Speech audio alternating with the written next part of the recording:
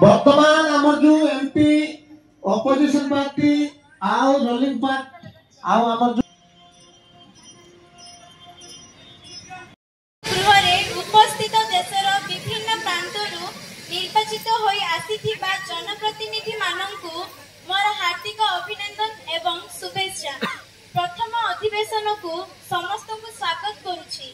दायित्व संपन्न लोकप्रतिनिधि भावे आपण माने गृह कार्य रे शांति श्रृंखला रक्षा करिवे एवं शालीनता आचरण प्रदर्शन करबाकू अनुरोध रहिबो। दलगत मनोभाव ऊर्ध्वकू जाई आपण माने देशर व जातिर कल्याण लागि फलप्रद आलोचना रे अंशग्रहण करिवे बोली मोर आशा रखिछि।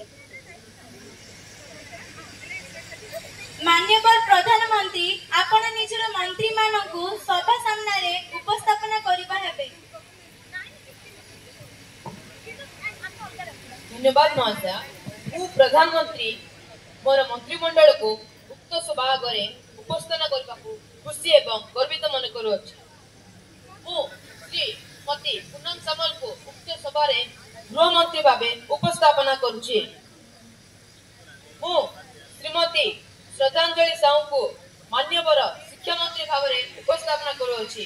माननकु कोन मिछ प्रतिश्रुति दे रहि गले ना कोन जदि करिवार क्षमता नथिला तेबे काहे कि मिछ प्रतिश्रुति दउथले हम निरीह जनता माननकु एटा तो भुआ बाण भली कथा भली हे गला। एटा केवल मोर प्रश्न नुहे, एटा 150 कोटी भारतीयों का प्रश्न। माननीय प्रधानमंत्री निजर उत्तर रखिबा हेबे। मान्यवर अध्यक्ष महाशय, विदेश रही कलादान को आज आम देशर विकास निमंते व्यवहार करते मोर सरकार दुखित किंतु आपण जरिया विरोधी दल नेत्री को जनईदेवा चाहूँ जे ये भूल आरंभ आपण दल शासन काल होता ये आम दल शासन काल हुए ना।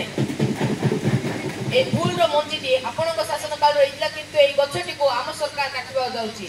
आम सरकार आसवा पक्षर ये भूल उपरे किपरि भावे ठीक हो पारिबो या उपरे अनेक पदक्षेप निया जायछि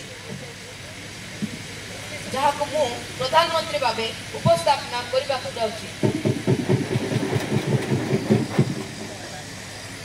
आम सरकार